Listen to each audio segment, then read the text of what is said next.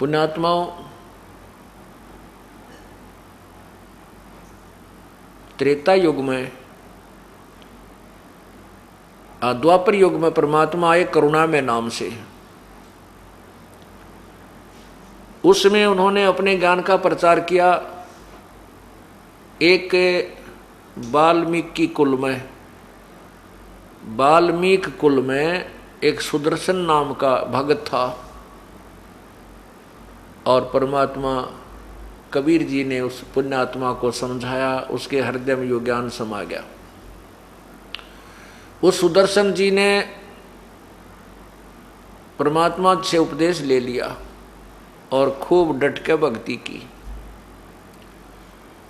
पुण्यात्माओं, आपने गीता जी को पढ़ा है, आपने गीता जी को पढ़ा है, अनुवादकर्ताओं ने अनुवाद भी कर रखा है।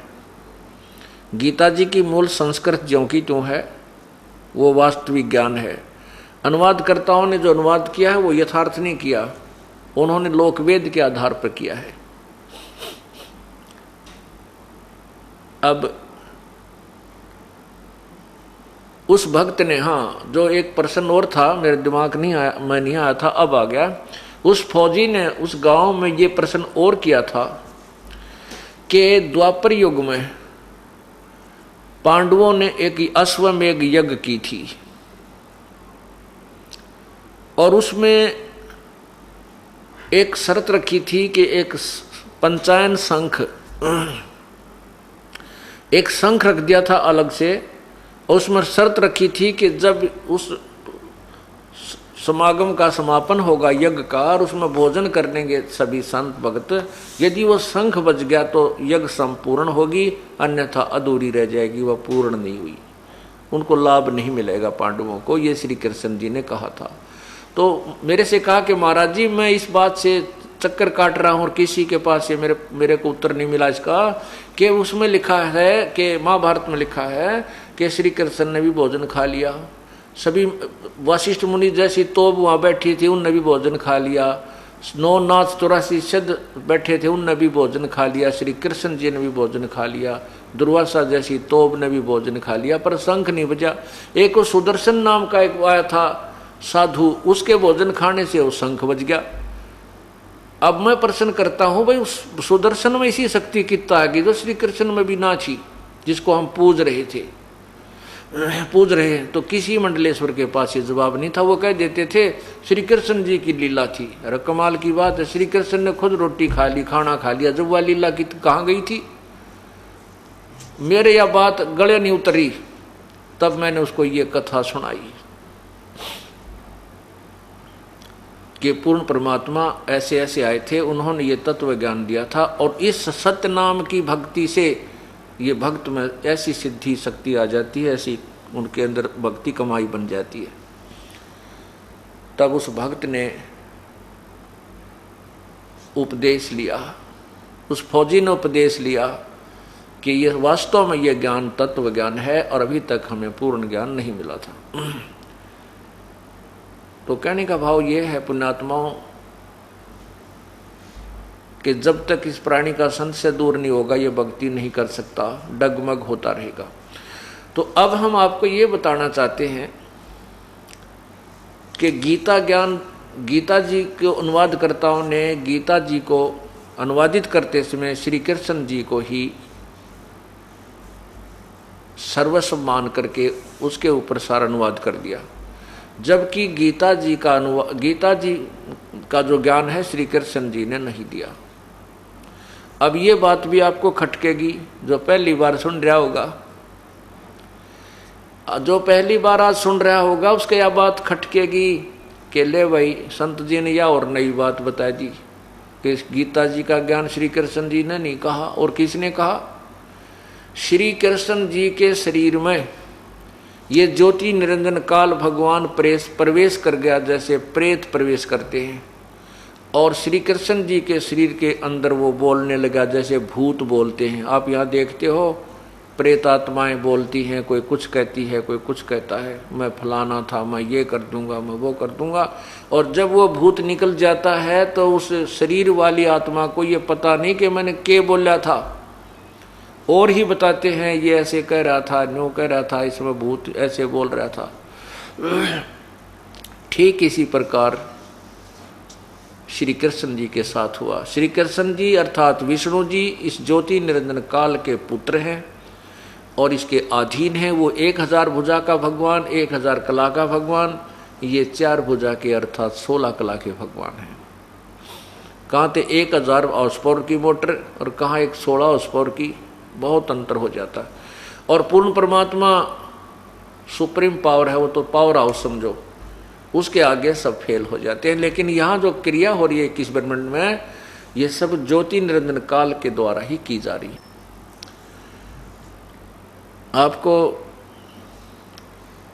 कुछ गीता जी का ज्ञान सुनाएंगे और सबसे पहले ये प्रमाणित किया जाएगा कि गीता जी का ज्ञान श्री कृष्ण ने नहीं, काल भगवान ने बोला था। गीता जी अध्याय नंबर 11 के मंत्र 32 में कहा कि अर्जुन, मैं बढ़ा हुआ काल हूँ और सबको खाने के लिए आया हूँ, अब प्रवृत्त हुआ हूँ, और ये सामने योद्धा जो खड़े हैं तू ना मारेगा तो भी ये नहीं रहेंगे, इनको मैं खत्म कर दूंगा। गीता जी अध्याय नंबर 11 के मंत्र 21 में अर्जुन कह रहा, भगवान आप तो देवताओं को भी खा रहे हो, आप तो उन ऋषियों को भी खा रहे जो आपके ही गुणगान वेद मंत्रों के माध्यम से कर रहे हैं, आपसे मंगल कामना करते हैं, अपने जीवन की भीख मांग रहे हैं, आप तो उनको भी खा रहे। तब 11वें अध्याय के 32वें श्लोक में कहता, अर्जुन मैं तो काल हूँ भाई, सबको खाने के लिए अब प्रवृत्त हुआ हूँ। अब श्री कृष्ण जी तो पहले ही अर्जुन के साथ थे, ये नहीं कहते कि मैं काल हूँ अब प्रवृत्त हुआ हूँ, ये बात न्याय संगत नहीं है। भगवान श्री कृष्ण काल नहीं थे, भगवान श्री कृष्ण वो प्यारी आत्मा थी, सतोगुण भगवान थे, जिनके पास गौवें आकर भी प्यार पाती थी, और गोपियां भी आकर के उनके पास प्यार पाते थे, वो काल नहीं थे। वो बहुत ही नम्र आत्मा थे, लेकिन गीता जी का ज्ञान देते समय वो काल भगवान श्री कृष्ण के शरीर में प्रवेश कर गया। अब आपको बताते हैं कि गीता जी का ज्ञान श्री कृष्ण जी ने नहीं कहा, इसके 2-4 प्रमाण आपको देते हैं। जिस समय कौरवों ने पांडवों को आधा राज्य देने से मना कर दिया, भगवान श्री कृष्ण जी उनके झगड़े को निपटाने के लिए 3 बार शांति दूत बनकर गए।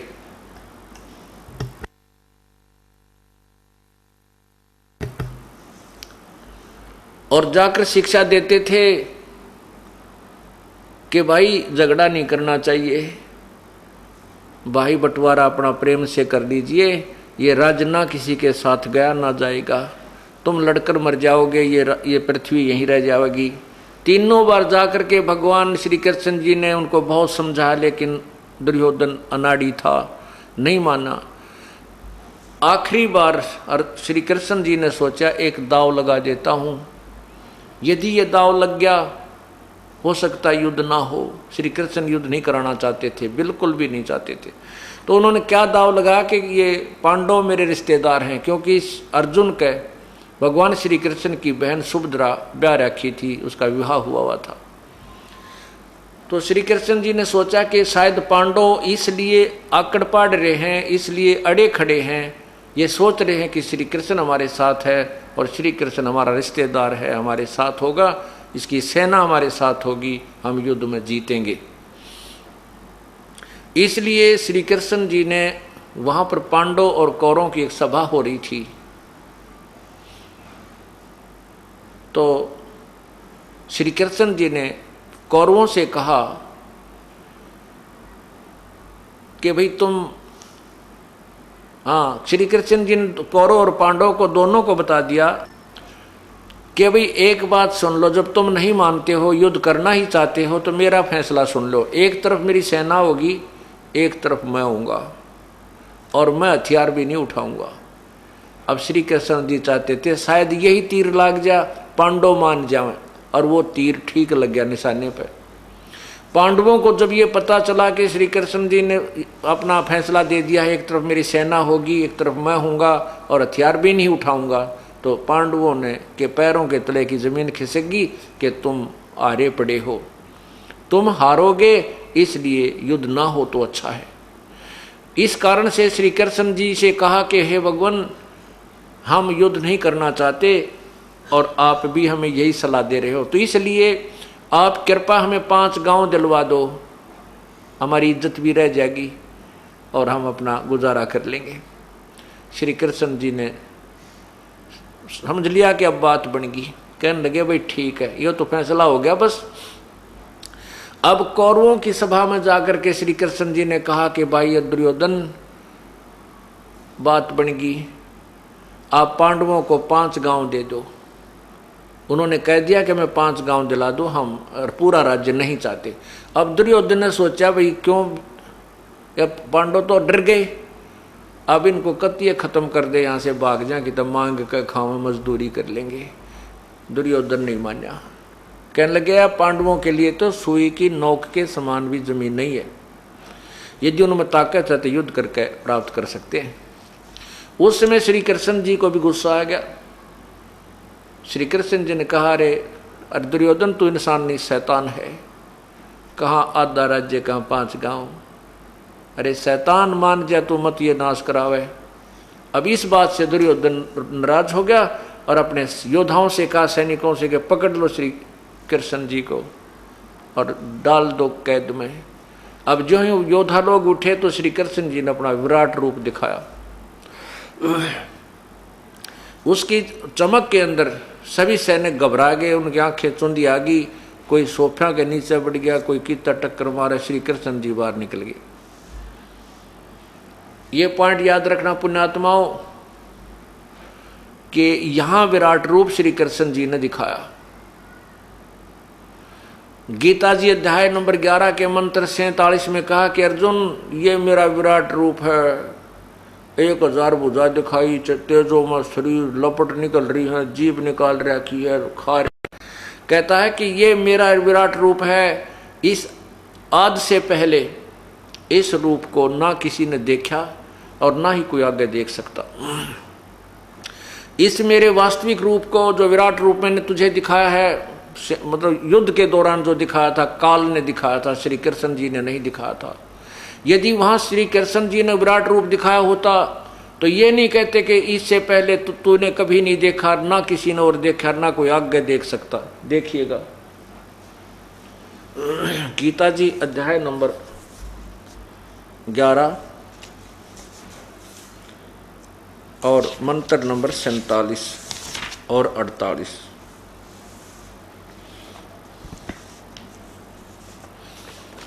ये गीता जी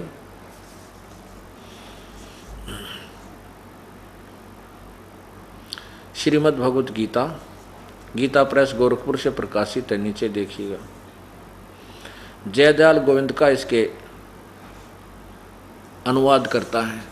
इसमें क्या लिखा है, ये 11वां मंत्र है। इधर देखिए 11वां अध्याय है, ये 47वां मंत्र यानी श्लोक। नीचे देखा, हे अर्जुन, अनुग्रह पूर्वक मैंने अपनी योग शक्ति के प्रभाव से यह मेरा परम तेजों में सबका आदि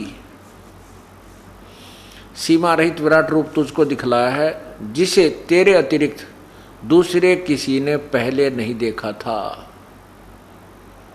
अब क्या सिद्ध हुआ इससे कि गीता श्री कृष्ण जी ने नहीं बोला, गीता जी का ज्ञान श्री कृष्ण जी ने नहीं बोला।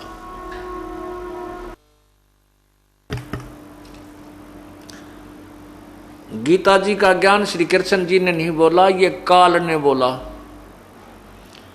और वो खुद कहता है कि मैं काल हूं, सबको खाने के लिए आया हूं। 11वें अध्याय का अब देखिएगा 32वां मंत्र, यही गीता जी और ये अध्याय नंबर 11 और यहां नीचे देखिए 32 मंत्र। ये देखिएगा 32 मंत्र, इसमें क्या लिखा है नीचे, तीनों लोकों का नाश करने वाला बढ़ा हुआ काल हूं, इस समय इन लोकों को नष्ट करने के लिए प्रवृत्त हुआ हूं। जो प्रतिपक्षियों की सेना में सचित योद्धा लोग हैं,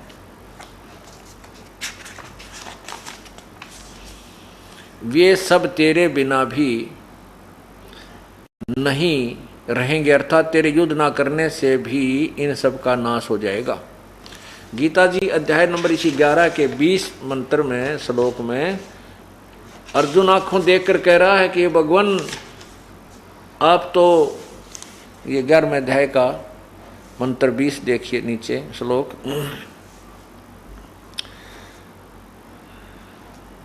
ग्यारहवें अध्याय का मंत्र 21 देखिए, ये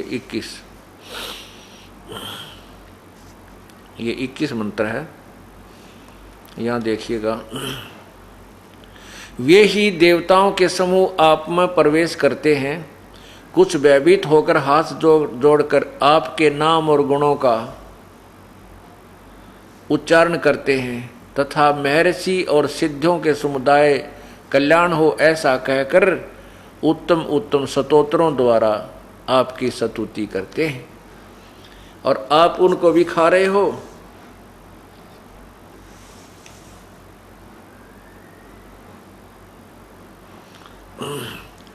अब एक प्रश्न, इसमें एक और प्रमाण है गीता जी में कि श्री विष्णु भगवान चतुर्भुज है, वो 4 भुजा वाले हैं, 1000 भुजा नहीं है श्री कृष्ण विष्णु भगवान की, तो श्री कृष्ण 1000 भुजा नहीं दिखा सकता।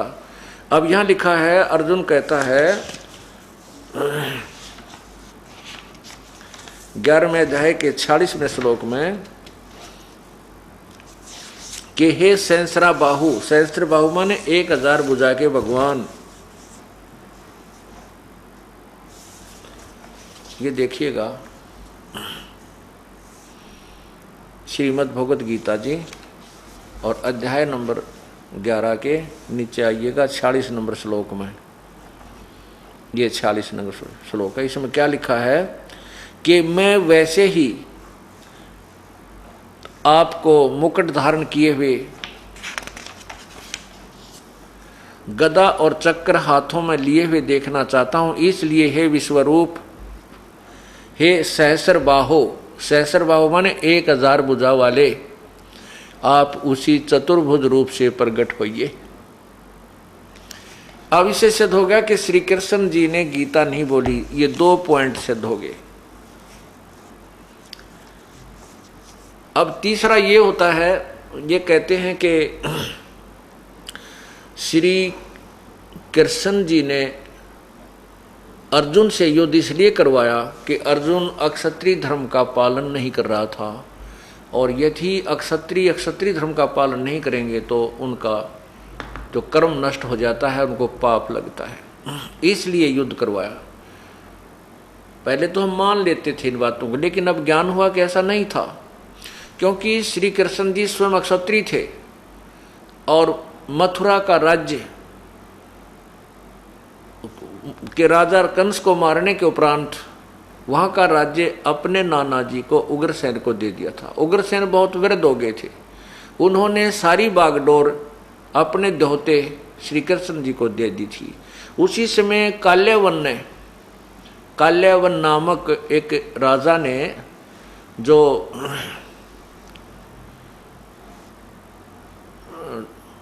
कंस का ससुर था, काल्यावन ने मथुरा पर चढ़ाई कर दी श्री कृष्ण को मारने के लिए और प्रतिशोध लेने के लिए। 18 करोड़ सेना लेकर के काल्यावन मथुरा पर धावा बोल देता है। श्री कृष्ण जी ने सोचा कि भी बहुत ज़्यादा सेना है और हमारे सभी सैनिक मर जाएंगे, बहुत दुनिया खप जाएगी। अपने क्षत्रिय धर्म को भूलकर श्री कृष्ण जी ने युद्ध को छोड़कर भागना स्वीकार कर लिया। युद्ध के इतने युद्ध अप्रिय समझो, भगवान श्री कृष्ण युद्ध प्रिय नहीं थे, उन्होंने क्षत्रिय धर्म का भी पालन नहीं किया, स्वयं भी नहीं किया, और वो भाग लिए अपने मैदान को छोड़कर। काल्यवन भी उनके पीछे पीछे भाग लिया, क्योंकि राजा से राजा युद्ध करता था, मंत्री से मंत्री, महामंत्री से महामंत्री, सैनिक से सैनिक, ये नियम था पहले। तो राजा के साथ राजा युद्ध करता है, तो श्री कृष्ण के भाग लेने से काल्यवन भी उसके पीछे पीछे दौड़ दिया। श्री कृष्ण जी को मालूम था, कुछ दिन पहले नारद जी ने बता दिया था कि एक गुफा है भगवान यहाँ पर, उसमें एक मुचकंद नाम का एक राजा सोया पड़ा है, उसके अंदर एक ऐसी शक्ति है कि वो 6 महीने जागता है, 6 महीने सोता है। उसने ऐसी सिद्धि प्राप्त कर रखी है कि 6 महीने जब जागता है तो राजाओं से युद्ध करता रहता है, 6 महीने सोता है तो उसको सोते समय बीच में कोई उठा दे तो उसको उसकी आंखों से लपट ऐसे वो तीर निकलते हैं, अग्निबाण छूटते हैं कि वो सामने वाला मर जाता है। इस बात का श्री कृष्ण जी को ज्ञान हो गया। इसी दृष्टिकोण से भी क्यों ना मैं इस मुचकंद को काल्यवन को मुचकंद से मरवा दूं। श्री कृष्ण जी आगे आगे भाग रहे हैं, काल्यवन पीछे पीछे। श्री कृष्ण जी उसी गुफा में प्रवेश कर गए जिसमें वो काल्यवन ना वो मुचकंद सोया पड़ा था।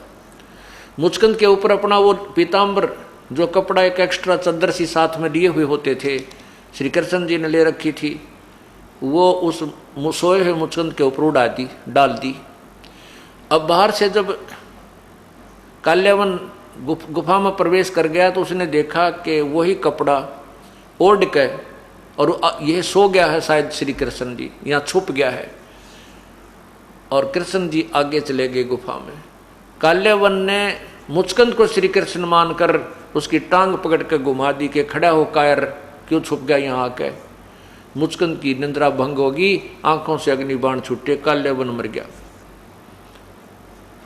कहने का भाव ये है कि इससे ये भी प्रमाणित हो गया कि श्री कृष्ण जी दूसरे को सलाह कैसे दे सकते हैं क्षत्रिय धर्म की, जब स्वयं क्षत्रिय धर्म को त्याग कर वो रण छोड़कर भाग दिए, जिस कारण से उनको रण छोड़ भगवान कहा जाने लगा। रण छोड़ भगवान की जय, सुनी होगी आपने खूब।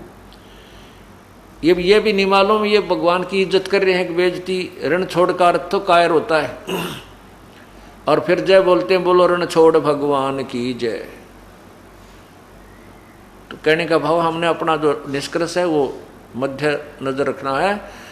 इससे भी सिद्ध हो गया कि श्री कृष्ण जी ने युद्ध करने की सलाह अर्जुन को युद्ध के मैदान में कतई नहीं दी।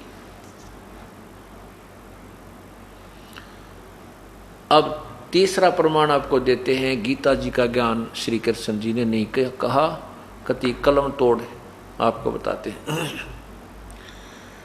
महाभारत का युद्ध हो गया, पांडव जीत गए, कौरव हार गए। युधिष्ठिर जी को राज्य गद्दी प्राप्त हो गई। श्री कृष्ण जी ने कहा भी मेरा काम हो गया, आपका काम हो गया है, मैं द्वारका जाना चाहता हूं, मुझे इजाजत दो। अब श्री कृष्ण जी पांडवों के गुरु थे, धार्मिक गुरु थे। उन्होंने कहा कि भगवान आप जा रहे हो और हमें एक सत्संग सुनाकर जाना, ताकि हम आपके विचारों के आधार पर चलकर इस राज्य को भी करें, अपना कल्याण भी करें, कहीं हम विचलित ना हो जाएं।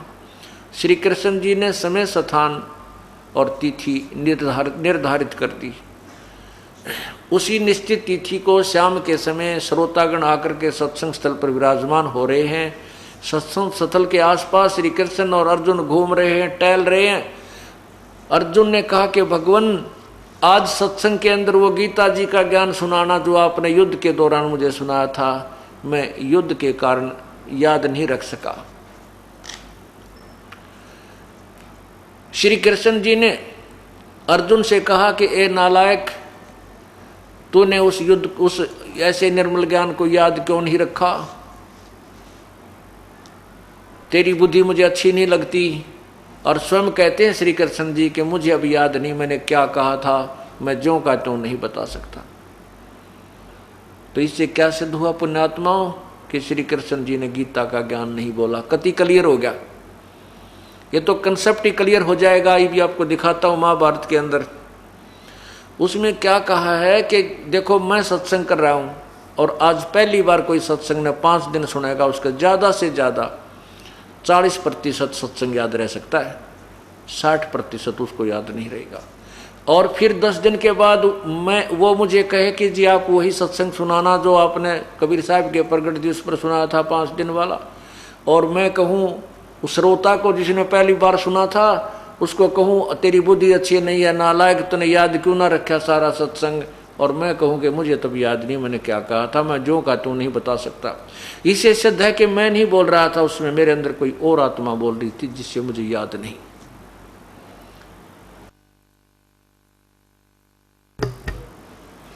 ये देखिएगा संक्षिप्त महाभारत,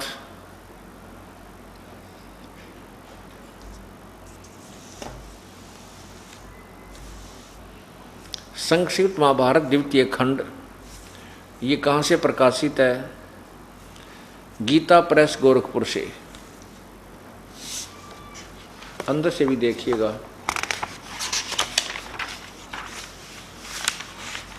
संक्षिप्त महाभारत द्वितीय खंड, और यहाँ से लिखा है संपादक तथा संशोधक जय दयाल गोविंद का।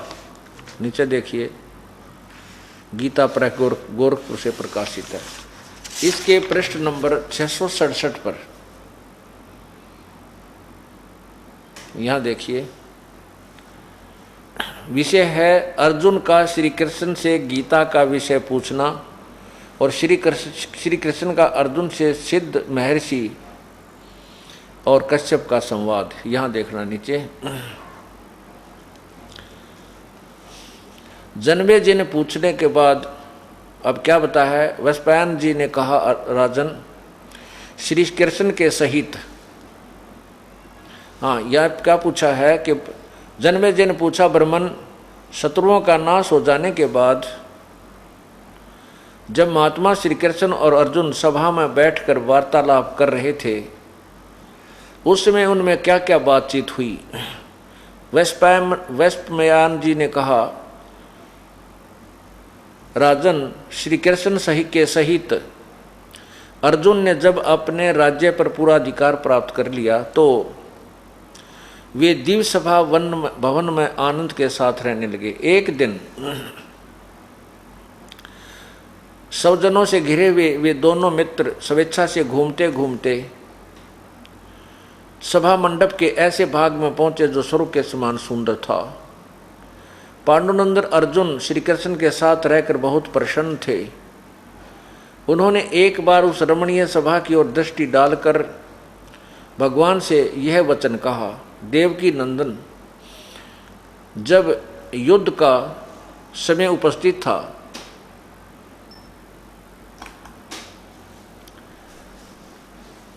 उन्होंने एक बार उस रमणीय सभा की ओर दृष्टि डालकर भगवान से ये वचन कहा, देवकी नंदन, जब युद्ध का अवसर उपस्थित था उसमें मुझे आपके महात्म्य का ज्ञान और ईश्वरीय स्वरूप का दर्शन हुआ था, किंतु केशव आपने स्नेहवश पहले मुझे जो ज्ञान का उपदेश किया था वह सब इस समय बुद्धि के दोष से भूल गया है। उन विषयों को सुनने के लिए बारंबार मेरे मन में उत्कंठा होती है। इधर आप जल्दी ही द्वारका जाने वाले हैं, अतः पुनः वह सब विषय मुझे सुना दीजिए। वैशंपायन जी कहते हैं, अर्जुन के ऐसा कहने पर अर्जुन ने कहा कि जो युद्ध के समय जो गीता का ज्ञान दिया था वो मुझे फिर सुना दिए। वक्ताओं में श्रेष्ठ महातेजस्वी भगवान श्री कृष्ण ने उन्हें गले से लगाकर इस प्रकार उत्तर दिया। श्री कृष्ण बोले, अर्जुन उस समय मैंने तुम्हें अत्यंत गोपनीय विषय का श्रवण कराया था, अपने स्वरूपभूत धर्म सनातन पुरुषोत्तम तत्व का परिचय दिया था और नित्य लोकों का भी वर्णन किया था, किंतु तुमने जो अपनी नासमझी के कारण उस उपदेश को याद नहीं रखा, यह जानकर मुझे बड़ा खेद हुआ है। उन बातों को अब पूरा पूरा समन होना संभव नहीं जान पड़ता। पांडुनंदन, निश्चय ही तुम बड़े श्रद्धाहीन हो, तुम्हारी बुद्धि अच्छी नहीं जान पड़ती। अब मेरे लिए उस उपदेश को ज्यों का त्यों दोहरा देना कठिन है। ओए होए, क्योंकि उस समय योग युक्त होकर मैंने परमात्म तत्व का वर्णन किया था। अब पुण्यात्माओं ये देखिएगा कि श्री कृष्ण जी कह रहे हैं कि वो जो गीता का ज्ञान मैंने तुझे सुनाया था अब ज्यों का त्यों मैं नहीं बता सकता, अब मुझे तो योग युक्त होना पड़ेगा। और कहते तूने याद क्यों नहीं रखा, तू ना समझ है, तेरी बुद्धि ठीक नहीं, तू बुद्धिहीन है। इससे सिद्ध है कि श्री कृष्ण को कुछ भी नहीं पता था कि गीता जी का ज्ञान उसने किस में क्या बोला था। ये एक और प्रमाण आपको देते हैं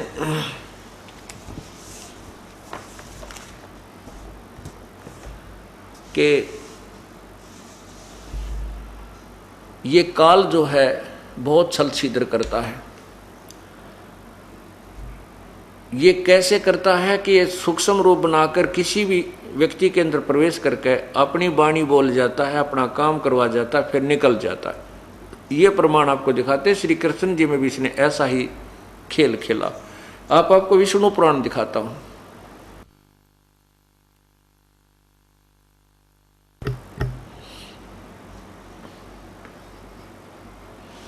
ये देखिएगा श्री विष्णु पुराण, श्री विष्णु पुराण नीचे देखिएगा, गीता प्रेस गोरखपुर से प्रकाशित है। इसके अनुवादकर्ता कौन है? ये है श्री मुनीलाल गुप्त अनुवादक, और गीता प्रेस गोरखपुर से प्रकाशित है। इसके चतुर्थ अंश में, ये चतुर्थ अंश है, पृष्ठ नंबर 243, इधर आइए, ये 242, अध्याय 3 है, चतुर्थ अंश का अध्याय 3 है, 242 पर नीचे आइएगा।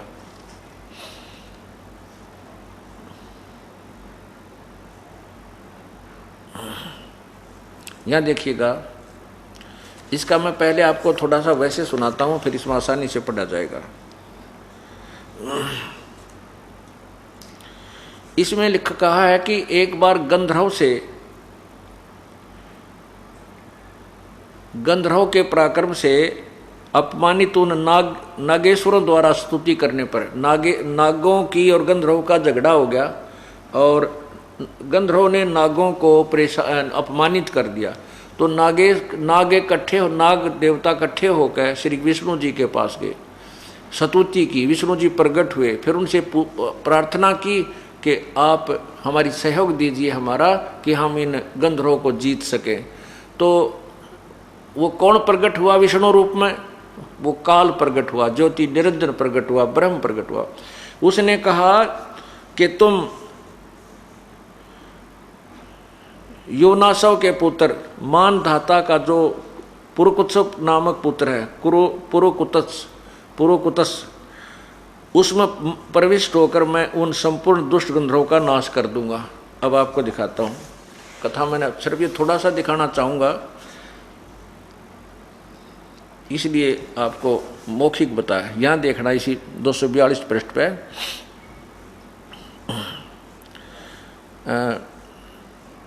गंधर्व के पराक्रम से अपमानित उन नागेश्वरों द्वारा स्तुति किए जाने पर उसके श्रवण करने से जिनकी विकसित कमल सदृश आंखें खुल गई हैं, निंद्रा के अंत में जगे हुए उन जलाशयी भगवान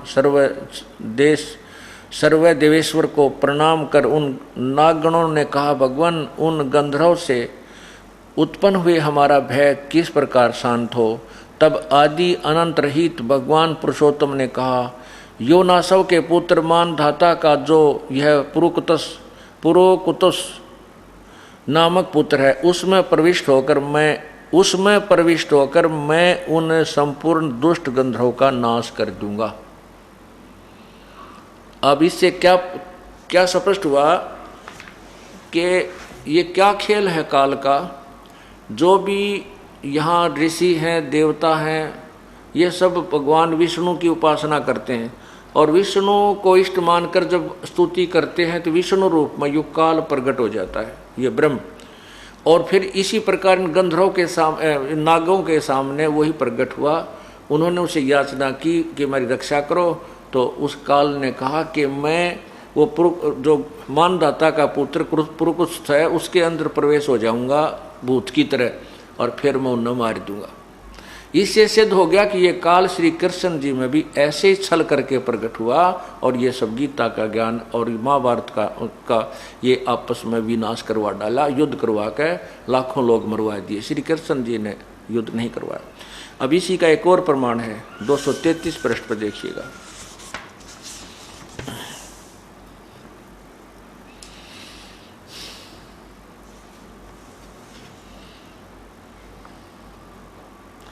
एक बार देवताओं का और राक्षसों का युद्ध हो गया, देवता हार गए।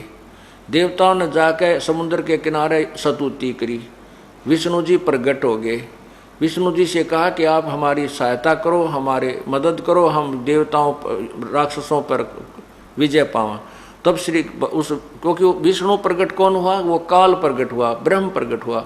उसने कहा कि तुम जाओ और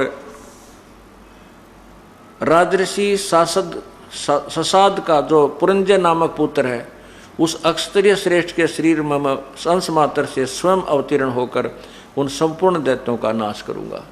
यानी जो ससाद का जो पुत्र पुरंजय नामक है, उसके शरीर में मैं थोड़ी सी देर के लिए आऊँगा और राक्षस इन सब राक्षसों ने मार दूंगा, तुम्हारी मदद। इस तरह युग काल उनमें प्रवेश होता है और अपनी लीला कर जाता, और वो दिखा देता विष्णु रूप। लोग भ्रम में पड़ जाते हैं कि श्री विष्णु जी आए थे, विष्णु जी ने मदद कर दी। ये गुप्त रहता है, इसने कसम खाई है कि मैं किसी के सामने नहीं आऊंगा, उसने प्रतिज्ञा की हुई है। ये श्री विष्णु पुराण नीचे देखिए, और ये है वही चतुर्थ अंश, अध्याय नंबर 2 और ये प्रश्न नंबर 233। नीचे आइएगा, यहां पर आइएगा। तब आदि अंत शून्य अशेष